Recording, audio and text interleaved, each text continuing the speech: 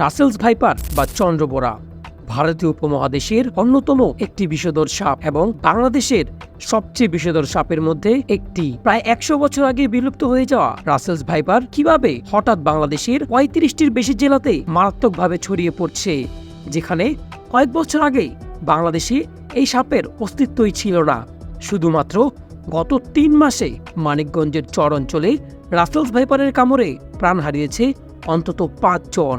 খুব দ্রুতই দেশ জুড়ে ছড়িয়ে পড়ছে রাসেলস ভাইপার, যেটি বাংলাদেশের জন্য অন্যতম একটি ভয়ের কারণ। এমন পরিস্থিতিতে আপনার মাথায় প্রশ্ন আসতেই পারে, কোথা থেকে আসছে এই রাসেল ভাইপার? কতটুকু ভয়ঙ্কর এই সাপ? এই সাপে কামড়ালে কি মৃত্যু নিশ্চিত? এই পরিস্থিতিতে আমাদের করণীয় কি, এবং এই সাপে কামড়ালে যা করতে হবে এবং যা করা যাবে না, এই সকল বিষয়ে আপনাদেরকে আমরা জানাবো এই ভিডিওর মাধ্যমে। তো চলুন শুরু করা যাক আজকের ভিডিও। ঘটনা জানুন। রাসেলস ভাইপার, যা আমাদের দেশে চন্দ্রবোরা বা উলুবোরা নামে পরিচিত, যেটি পৃথিবীর অন্যতম একটি ভয়ঙ্কর সাপ। এই সাপটি এতই ভয়ঙ্কর যে এই সাপে কামড়ালে অ্যান্টিভেনম নেয়ার ২৫ দিন পরেও আক্রান্ত ব্যক্তির মৃত্যু হতে পারে, এবং অ্যান্টিভেনম গ্রহণ না করলে ১৮ থেকে ৭২ ঘন্টার মধ্যে নিশ্চিত মৃত্যু হতে পারে। তবে আপনি জানলে অবাক হবেন, প্রায় ১০০ বছর আগেই বাংলাদেশ থেকে রাসেলস ভাইপারকে বিলুপ্ত ঘোষণা করা হয়। তবে ২০১০ সালে রাজশাহীতে একজন ব্যক্তিকে সাপে দংশনের পরে তার মৃত্যু ঘটে এবং জানা যায় সেই সাপটি ছিল রাসেলস ভাইপার। তারপরেই ধীরে ধীরে ছড়িয়ে পড়তে থাকে রাসেলস ভাইপারের আতঙ্ক, এবং ২০২৪ অর্থাৎ এই বছরে ব্যাপকভাবে পুরো বাংলাদেশ জুড়ে ছড়িয়ে পড়ছে রাসেলস ভাইপার। বর্তমান তথ্য অনুযায়ী দেশের প্রায় ৩৫টির বেশি জেলাতে রাসেলস ভাইপারের অস্তিত্ব রয়েছে, যার মধ্যে রয়েছে রাজধানী ঢাকাও। চট্টগ্রাম বিশ্ববিদ্যালয়ের প্রাণী বিভাগের অধ্যাপক ফরিদ আহসানের মতে পদ্মার অববাহিকা ধরেই রাসেলস ভাইপার ছড়িয়ে পড়ছে পুরো দেশে।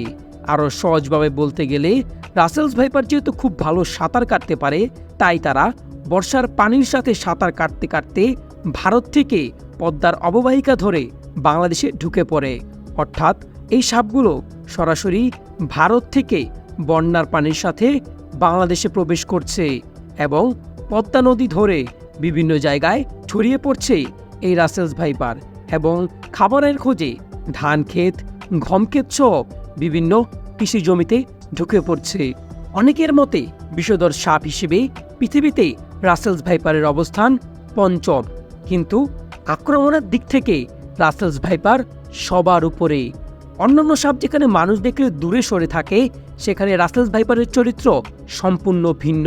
রাসেলস ভাইপার মানুষ দেখলে আরও বেশি কাছে চলে আসে এবং আক্রমণ করে। আক্রমণের ক্ষেত্রে এরা এতটা ক্ষিপ্ত যে ১ সেকেন্ডের ১৬ ভাগের ১ ভাগ সময়ে পুরো কামড়ের প্রক্রিয়া শেষ করতে পারে এই রাসেলস ভাইপার। অর্থাৎ একটি রাসেলস ভাইপার ১ সেকেন্ডে ১৬ জন ব্যক্তিকে কামড়াতে সক্ষম। অন্যান্য সাপ যেখানে দংশনের পরে পালিয়ে যায়, সেখানে রাসেলস ভাইপার গুপ্তি মেরে বসে থাকে এবং বিকট শব্দ করতে থাকে। তবে রাসেলস ভাইপারে কামড়ালে মৃত্যু হবে, ব্যাপারটি একদমই এমন নয়। দংশনের ২ থেকে ৩ ঘন্টার মধ্যে অ্যান্টিভেনম নেওয়া গেলে রোগী অনেকটাই ঝুঁকিমুক্ত হয়ে যায়। চিকিৎসকদের মতে রাসেলস ভাইপারের দংশনের ৭২ ঘন্টার মধ্যে যদি কোনো রোগীকে অ্যান্টিভেনম প্রয়োগ করা না হয়, তাহলে রোগী নিশ্চিত মৃত্যুর কোলে ঢলে পড়বে। তবে আপনি জানলে অবাক হবেন, অ্যান্টিভেনম নেয়ার ২৫ দিন পরেও আক্রান্ত ব্যক্তির মৃত্যু হতে পারে। কারণ রাসেলস ভাইপার যখন কোনো ব্যক্তিকে কামড়ায়, তখন তার শরীরের রক্তগুলো জমাট বাঁধতে শুরু করে এবং শরীরের রক্ত চলাচলে বাধাগ্রস্ত হয়। ধরা যাক একজন ব্যক্তিকে দংশনের ৪ ঘন্টা পরে তাকে অ্যান্টিভেনম দেয়া হলো। সেই ৪ ঘন্টায় আক্রান্ত ব্যক্তির শরীরে বিভিন্ন অংশে রক্ত জমাট বাঁধা শুরু হয়ে গেছে এবং অ্যান্টিভেনম নেয়ার পরে যেটি সাধারণ রূপে ফিরে আসে না। তাই অ্যান্টিভেনম নেয়ার পরে রোগীকে বিশেষ নজরদারিতে রাখতে হয় এবং অনেক সময় ডায়ালিসিসের প্রয়োজন হয়। এমন পরিস্থিতিতে আমাদের করণীয় কি? আমাদের উচিত এই ব্যাপারগুলো নিয়ে আরও বেশি কথা বলা, যেন সরকার বা কর্তৃপক্ষ এই বিষয়গুলোকে আরও গুরুত্ব সহকারে দেখে এবং খুব দ্রুত দেশের প্রত্যেকটি অঞ্চলে পর্যাপ্ত পরিমাণে অ্যান্টিভেনম পৌঁছে দেয় এবং যারা কৃষি জমিতে কাজ করে তারা হাঁটু সমান বুট পরে চোখ কান খোলা রেখে কাজ করবেন এবং রাতের বেলায় চলাচলের সময় অবশ্যই টর্চ লাইট ব্যবহার করবেন এবং সাপ দেখা মাত্রই উদ্ধার বাহিনীকে খবর দিবেন এবং তাদের কাছ থেকে কোনো রকম সহযোগিতা না পেলে অবশ্যই সাপকে হত্যা করবেন। কেননা 100 বছর আগে যখন রাসেলস ভাইপার বিলুপ্ত হয়ে গিয়েছিল তখন বাংলাদেশের প্রকৃতিতে তেমন কোনো প্রভাবই দেখা যায়নি। তাই অনেকের মতে রাসেলস ভাইপারের বাংলাদেশের প্রকৃতিতে কোনো প্রয়োজন নেই। এবারে জেনে নেওয়া যাক সাপে কামড়ালে কি করবেন। যুক্তরাজ্যের ন্যাশনাল হেলথ সার্ভিসের পরামর্শ অনুযায়ী সাপে কামড়ালে শান্ত থাকুন এবং অতি দ্রুত চিকিৎসার ব্যবস্থা করুন। সবসময় মনে রাখতে হবে সাপে কামড়ালে নিকটস্থ সরকারি হাসপাতালে যেতে হবে, কখনোই কোনো ওঝা কিংবা প্রাইভেট হসপিটালে যাওয়া যাবে না। শরীরের যে স্থানে সাপে কামড়েছে সেটি যতটা কম সম্ভব নাড়াচাড়া করুন।